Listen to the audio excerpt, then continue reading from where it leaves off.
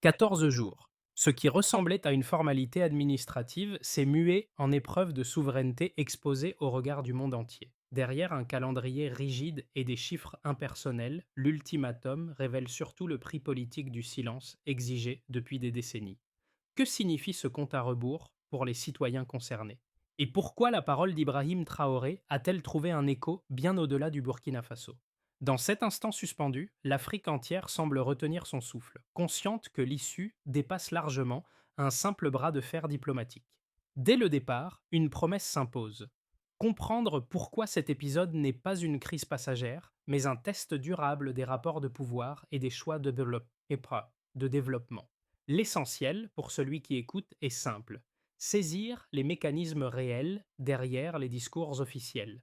L'analyse ne se limite pas aux déclarations publiques. Elle explore la logique des institutions internationales, les attentes implicites qui encadrent leurs décisions et la manière dont ces règles façonnent la marge de manœuvre d'un État comme le Burkina Faso. Dans ce cadre, la position d'Ibrahim Traoré apparaît comme un pari calculé plutôt qu'un simple geste de défi. Les enjeux sont élevés et assumés. En cas d'échec, le pays s'expose à l'isolement, à des contraintes économiques et à une pression sociale accrue. En cas de réussite, il pourrait ouvrir une brèche symbolique, démontrer qu'une autre relation au monde est envisageable, même pour une nation aux ressources limitées.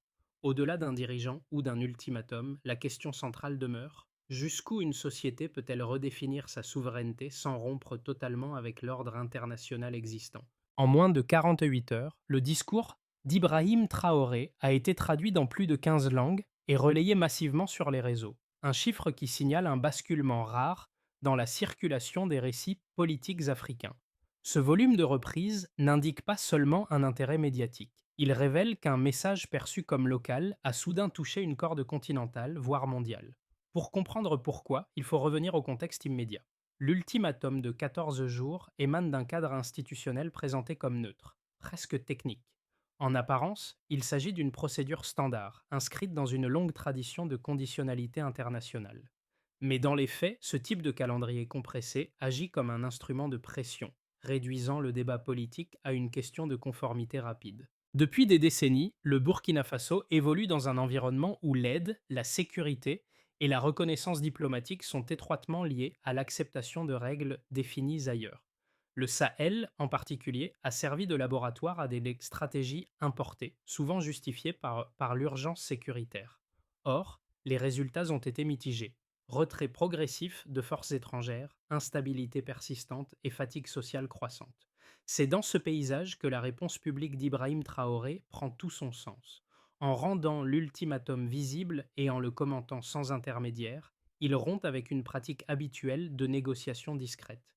Ce geste transforme un échange diplomatique fermé en débat ouvert, où la population devient témoin et indirectement partie prenante. Et c'est là que se révèle le cœur de l'événement, moins dans le contenu exact des exigences que dans le déplacement du cadre. Là où l'on attendait une gestion silencieuse apparaît d'une parole assumée. Là où l'on anticipait la peur des conséquences, surgit une logique de clarification. À partir de ce moment, l'épisode cesse d'être strictement burkinabé.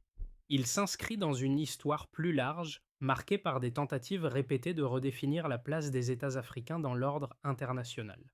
Ce contexte explique pourquoi la réaction dépasse les frontières et pourquoi chaque jour du compte à rebours acquiert une portée symbolique accrue. Dans les rues de Ouagadougou, l'effet du discours ne se lit pas d'abord dans les statistiques, mais dans des scènes ordinaires. Un étudiant, drapé de rouge et de vert, explique aux micros improvisés qu'il n'a plus peur de prendre position publiquement. Pour lui, la séquence en cours marque moins une rupture brutale qu'un moment longtemps attendu, celui où la parole officielle rejoint enfin un sentiment diffus dans la société. Chez les enseignants, le changement est plus discret, mais tout aussi révélateur. Certains évoquent en classe des figures historiques longtemps reléguées au second plan, reliant l'actualité à une mémoire collective de résistance et de dignité. Ce ne sont pas des slogans nouveaux, mais leur réapparition dans un cadre institutionnel leur confère une légitimité inédite. Les commerçants, eux, parlent surtout d'incertitude. Les rumeurs de sanctions, de gel d'avoir ou de perturbations logistiques circulent rapidement. Pourtant, ces inquiétudes coexistent avec une forme de fierté prudente. Beaucoup comparent la pression actuelle à des expériences passées de dépendance, soulignant que la vulnérabilité n'est pas née avec l'ultimatum. Dans ce paysage, Ibrahim Traoré joue le rôle d'un repère plus que celui d'un héros. Son discours sert de point de référence autour duquel s'articulent des interprétations multiples, parfois contradictoires. Certains y voient un risque calculé, d'autres un symbole nécessaire. L'impact précoce le plus tangible est peut-être narratif. Là où le Burkina Faso était souvent décrit à travers le prisme de la fragilité, le récit dominant commence à intégrer des notions de choix et de responsabilité. Cette évolution n'efface ni les contraintes économiques ni les menaces sécuritaires. Elle modifie toutefois la manière dont elles sont perçues et discutées publiquement. Et la leçon est nette. Quand le cadre du débat change, les attentes collectives changent avec lui. Tout commence par un document bref, daté et formulé dans un langage administratif neutre. Un courrier officiel fixe un délai de 14 jours pour se conformer à des exigences présentées comme non négociables. Dans de nombreux cas similaires, ce type d'ultimatum reste confiné au bureau ministériel et aux échanges diplomatiques discrets. Ici, la trajectoire est différente dès les premières heures. Ibrahim Traoré reçoit la notification, la lit à plusieurs reprises, puis prend une décision inhabituelle: rendre le contenu public. Ce choix constitue le premier basculement. En exposant l'ultimatum à la population, il transforme un rapport bilatéral asymétrique en un sujet de débat national. La réaction est immédiate. À Ouagadougou, les rumeurs circulent plus vite que les communiqués officiels, évoquant des scénarios d'embargo, de sanctions ciblées ou de ruptures d'assistance.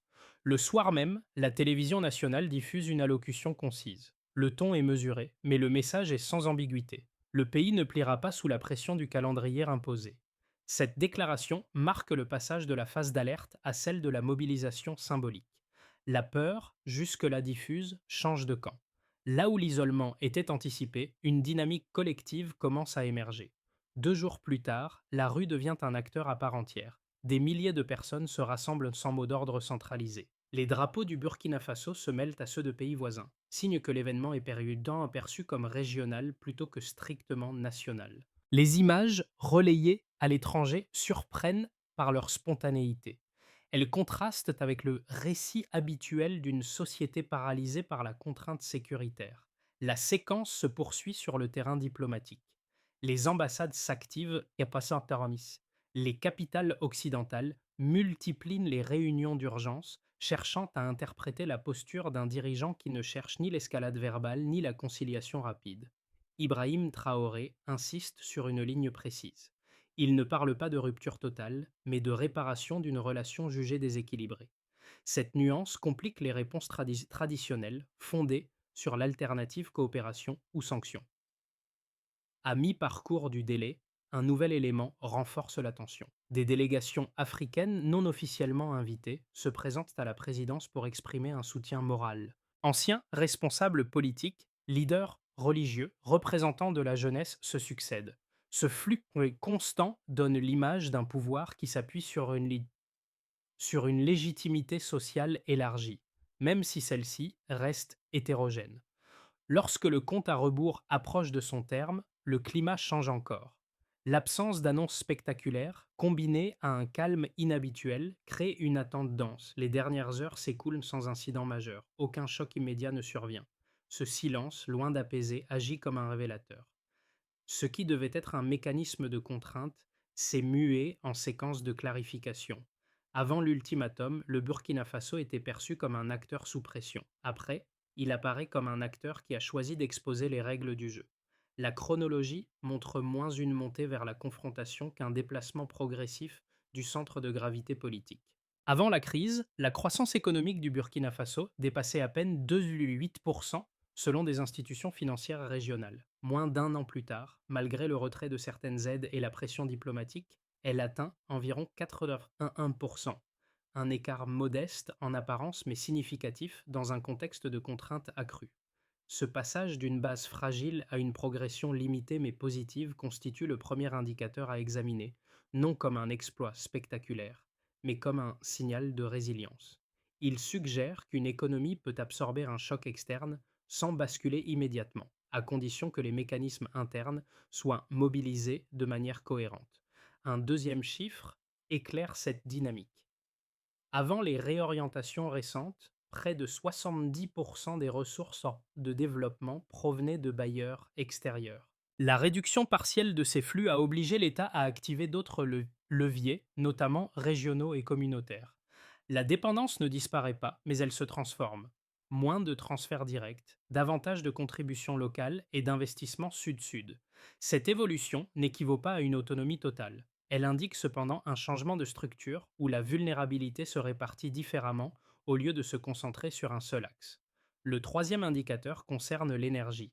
La part de l'électricité produite localement est passée de 18% à 31% en 10 mois. Pris isolément, ce chiffre reste insuffisant pour couvrir les besoins nationaux. Interprété dans son contexte, il marque toutefois une rupture symbolique. Chaque point supplémentaire réduit l'exposition aux ruptures d'approvisionnement et renforce la capacité de planification interne. Il s'agit moins d'un saut technologique que d'une réorientation progressive des priorités. Ces trois données doivent être lues ensemble. La croissance modérée montre que l'économie ne s'est pas effondrée. La baisse relative de la dépendance extérieure indique un redéploiement des sources de financement. L'augmentation de la production énergétique locale révèle un effort ciblé vers des secteurs stratégiques. Aucune de ces tendances, prises séparément, ne prouve un succès durable. Leur combinaison, en revanche, dessine une trajectoire distincte de celle anticipée par de nombreux observateurs. Les institutions qui prédisaient une récession sévère se fondaient sur des modèles où la rupture de l'aide entraîne mécaniquement une contraction. Or, le cas burkinabé suggère une réalité plus nuancée. Les ajustements ont été absorbés par des initiatives internes, des coopérations régionales et une mobilisation sociale accrue. Cela ne supprime ni les risques inflationnistes, ni les tensions sur les importations essentielles. Cela montre simplement que la causalité n'est pas automatique. Dans ce cadre, la ligne défendue par Ibrahim Traoré prend une dimension mesurable. Elle ne repose pas uniquement sur un registre symbolique, mais sur une série de choix qui produisent des effets quantifiables, même limités. Les chiffres ne racontent pas une réussite éclatante. Ils documentent une transition. La question centrale devient alors la suivante.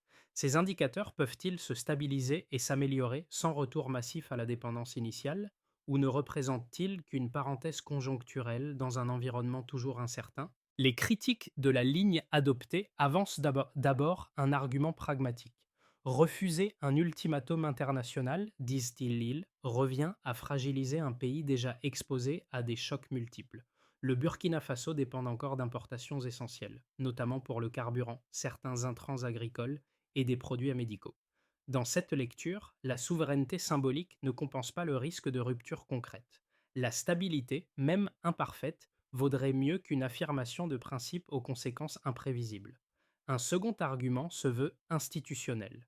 L'ordre international, malgré ses asymétries, fonctionne sur des règles partagées. S'en écarter ouvertement pourrait marginaliser durablement un État, réduire sa crédibilité auprès des investisseurs et compliquer toute coopération future. Les précédents historiques sont souvent cités. Des pays ayant rompu brutalement avec leurs partenaires se sont retrouvés isolés, contraints de revenir plus tard à la table des négociations dans une position affaiblie. Vu sous cet angle, la prudence serait une stratégie de survie plutôt qu'un renoncement. Ces objections sont cohérentes et largement répandues. Pourtant, elles reposent sur une hypothèse centrale, que l'isolement découle mécaniquement du refus. Or, la séquence récente suggère une causalité moins linéaire. Les relations internationales africaines ont longtemps été structurées par une logique conditionnelle, où l'aide et la sécurité étaient échangées contre une conformité politique. Dans ce cadre, le dialogue n'était pas toujours synonyme d'égalité, mais souvent d'acceptation tacite des termes imposés. La réponse portée par Ibrahim Traoré ne nie pas les contraintes matérielles, elle les replace dans une autre hiérarchie. L'argument est le suivant. Une stabilité obtenue par la dépendance prolongée produit, à terme, des vulnérabilités plus profondes. La paix imposée de l'extérieur devient une pause entre deux crises, non une solution durable. Ainsi, le contre-argument ne prétend pas que le refus est sans coût. Il affirme que le coût du statu quo est sous-estimé. En exposant publiquement les règles du jeu, la stratégie vise moins la rupture que la redéfinition des termes de l'engagement. La question n'est donc pas de choisir entre prudence et courage, mais de déterminer laquelle de ces deux attitudes réduit réellement le risque à long terme. À ce stade du compte à rebours, un fait inattendu change la lecture de toute la séquence. Alors que l'ultimatum atteint sa moitié, Ibrahim Traoré disparaît brièvement de l'espace médiatique pendant près de 48 heures. Aucun communiqué, aucune image officielle, seulement un silence dense qui contraste avec l'agitation précédente. Pour certains observateurs, cette absence alimente les spéculations. Hésitation, pression accrue ou repli stratégique. La révélation intervient avec sa réapparition. Une courte vidéo, enregistrée dans un cadre sobre, sans symboles appuyés, recentre le message. Le propos n'est pas dirigé vers les institutions internationales, mais vers la population. Il ne s'agit plus de répondre à une exigence extérieure, mais de rappeler que l'enjeu dépasse un homme ou un gouvernement. Cette inversion du destinataire modifie la dynamique. À partir de ce moment, la temporalité change. Le compte à rebours cesse d'être uniquement celui de l'ultimatum. Il devient celui d'une appropriation collective du récit. Les réactions se déplacent des chancelleries et vers les réseaux sociaux, des analyses diplomatiques vers des discussions citoyennes. Ce milieu de parcours marque donc un tournant narratif. L'événement n'est plus perçu comme une crise imposée de l'extérieur, mais comme une séquence que le pays choisit d'assumer publiquement. Le pouvoir symbolique ne réside plus dans la sanction annoncée, mais dans la capacité à maintenir une cohérence entre parole et posture. Les effets de la séquence ne se mesurent pas de la même manière selon les acteurs concernés. Pour l'État burkinabé, la première conséquence est diplomatique. Les relations avec certaines capitales européennes se refroidissent, des programmes de coopération sont suspendus ou réévalués. Mais aucun canal n'est totalement rompu. Cette situation intermédiaire crée une zone grise, moins de soutien formel, mais davantage de marge pour redéfinir des partenariats régionaux. Ibrahim Traoré exploite cet espace en renforçant les échanges avec des voisins sahéliens, transformant une pression extérieure en levier de coordination régionale. Du côté des entreprises locales, l'impact est plus contrasté. Les secteurs dépendants des importations ressentent des tensions accrues sur les coûts et les délais. En revanche, certaines activités tournées vers la production locale bénéficient d'un regain d'intérêt et de soutien public. Cette redistribution des contraintes ne crée pas de gagnant net, mais elle modifie les incitations. Là où l'économie reposait largement sur l'accès facilité aux ressources extérieures, elle commence à valoriser davantage les circuits internes et régionaux, même au prix d'une efficacité moindre à court terme. Pour les citoyens, les conséquences sont avant tout sociales et symboliques. Les incertitudes économiques persistent et les difficultés quotidiennes ne disparaissent pas. Pourtant, de nombreux témoignages évoquent un changement de perception. Le discours officiel, relayé et discuté publiquement, transforme la relation entre l'État et la population. La contrainte n'est plus seulement subie, elle est expliquée et débattue. Dans ce cadre, la figure d'Ibrahim Traoré devient moins celle d'un décideur isolé que celle d'un point de convergence des attentes, positives comme critiques. À l'échelle régionale enfin, l'effet est cumulatif. Le positionnement du Burkina Faso agit comme un signal pour d'autres pays confrontés à des dilemmes similaires. Sans provoquer d'alignement automatique, il ouvre un espace de discussion sur la nature des alliances et des dépendances. Des projets communs, notamment dans les domaines énergétiques et sécuritaires, sont évoqués comme réponse pragmatique à la réduction du soutien occidental. Ces quatre niveaux montrent que l'ultimatum n'a pas produit une rupture uniforme. Il a généré une recomposition progressive, inégale et parfois fragile. Les coûts existent et restent visibles. Les bénéfices, eux, se situe moins dans des gains immédiats que dans une capacité accrue à choisir et à prioriser. En ce sens, la conséquence la plus durable pourrait être immatérielle. En exposant publiquement les contraintes, la séquence a déplacé le débat de la peur vers la responsabilité. Et c'est dans cet espace, encore instable, que la stratégie d'Ibrahim Traoré trouve sa portée réelle, bien au-delà des effets économiques immédiats. Trois trajectoires possibles se dessinent. La première est celle de la continuité prudente. Le Burkina Faso maintient une position ferme sur le principe tout en évitant les ruptures irréversibles. Les sanctions restent essentiellement symboliques, les canaux diplomatiques demeurent ouverts et les partenariats régionaux progressent lentement. L'économie s'ajuste sans croissance spectaculaire. Certaines pénuries persistent, mais la production locale et les circuits communautaires amortissent les chocs. Dans ce cadre, la stabilité repose sur la cohérence entre discours et politique publique plus que sur des résultats rapides. La seconde trajectoire est plus optimiste et repose sur un effet d'entraînement. Si les dynamiques actuelles se consolident, d'autres États africains pourraient s'inspirer de cette posture pour renégocier leur propre cadre de coopération. La pression populaire, relayée par des débats au sein d'organisations régionales, ouvrirait alors des espaces de réforme graduelle. Le Burkina Faso deviendrait un laboratoire d'expérimentation, non par la performance économique brute, mais par sa capacité à articuler souveraineté, coopération régionale et discipline budgétaire. Dans cette hypothèse, les investissements sud-sud et les projets communs, notamment énergétiques, gagneraient en crédibilité. La troisième trajectoire est plus contraignante et met en lumière les risques. Si les alliances régionales ne suffisent pas à compenser la baisse des apports extérieurs, le pays pourrait faire face à des tensions d'approvisionnement plus sévères. L'inflation, la fatigue sociale et les campagnes de désinformation accentueraient alors les divisions internes. Dans un tel contexte, la posture initiale serait requalifiée a posteriori comme une prise de risque excessive, offrant aux acteurs extérieurs un argument pour réimposer des solutions présentées comme stabilisatrices.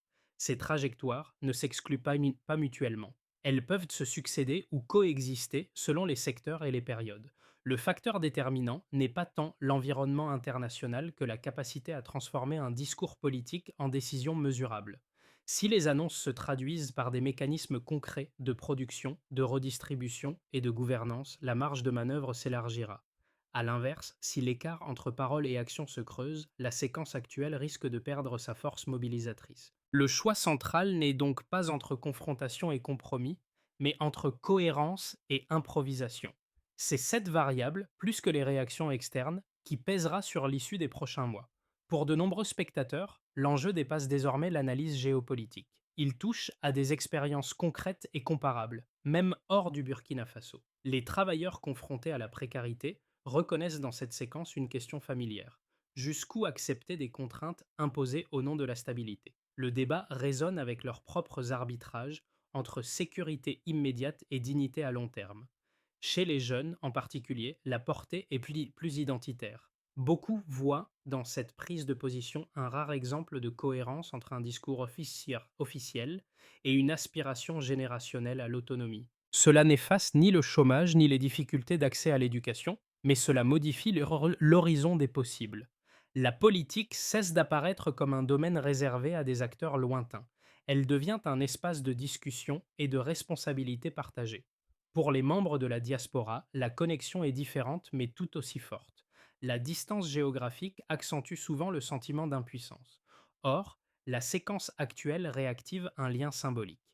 Les débats, les contributions financières ponctuelles et les échanges culturels prennent un sens renouvelé. Ils ne sont plus perçus comme de simples gestes de soutien, mais comme une participation à un projet collectif. À ce stade, deux pistes de réflexion émergent pour le public. La première consiste à observer comment les décisions politiques se traduisent concrètement dans le quotidien, au-delà des déclarations. La seconde invite à interroger ses propres attentes vis-à-vis des institutions, locales ou internationales. Qu'attend-on réellement de la stabilité? Et à quel moment celle-ci devient-elle synonyme d'immobilisme? En reliant ces interrogations à des situations vécues, cette partie vise moins à convaincre qu'à engager. Elle propose un miroir plutôt qu'une conclusion, laissant au spectateur la responsabilité de situer sa propre position face aux choix évoqués. À ce stade, la séquence ne peut rester uniquement symbolique. Elle appelle une traduction opérationnelle avec des étapes lisibles et mesurables. D'abord, la production locale devient prioritaire. Des programmes agricoles coopératifs visent à réduire progressivement la dépendance alimentaire, en confiant aux collectivités une responsabilité directe sur les résultats. L'objectif n'est pas l'autosuffisance immédiate, mais la sécurisation d'une base minimale capable d'absorber les chocs externes. Ensuite, la formation s'impose comme un levier central. Les universités et centres techniques sont mobilisés pour intégrer des modules liés à la gouvernance régionale et à l'économie productive. L'enjeu est de former des compétences adaptées à un contexte de ressources contraintes plutôt que de reproduire des modèles importés. Cette orientation vise un horizon de moyen terme où les choix politiques reposent sur un vivier local de décideurs et de techniciens. Puis viennent la sécurité et l'énergie, deux domaines étroitement liés. La coordination régionale, déjà amorcée, cherche à mutualiser certaines capacités sans créer de dépendance exclusive. Dans le domaine énergétique, l'augmentation progressive de la production locale sert de baromètre. Chaque gain, même modeste, réduit l'exposition aux pressions extérieures. Enfin, un volet plus institutionnel concerne la mesure et le suivi.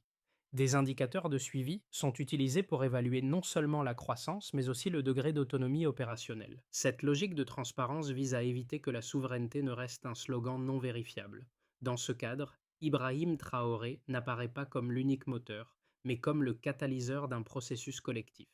La réussite dépendra moins d'un discours que de la capacité à maintenir une cohérence entre annonce, mise en œuvre et évaluation. La feuille de route reste fragile et réversible. Elle pose néanmoins une question décisive. Un État peut-il transformer une affirmation politique en discipline quotidienne, suffisamment crédible pour durer au-delà de la séquence actuelle? Sur la place de la nation, là où les rassemblements spontanés ont donné corps à la séquence, les traces matérielles s'estompent déjà. Les banderoles se déchirent, la poussière recouvre les slogans écrits à la craie. Pourtant, quelque chose demeure. Ce n'est pas une victoire mesurable ni une certitude politique, mais un changement de posture collective. Les témoins les plus âgés évoquent d'autres périodes de bascule, rappelant que l'histoire ne se répète pas mécaniquement. Elle revient sous forme d'écho, de référence, de comparaison. Dans ces récits, la figure d'Ibrahim Traoré n'apparaît pas comme celle d'un héros solitaire, mais comme un point de cristallisation. Son nom circule moins pour ce qu'il promet que pour ce qu'il a déclenché.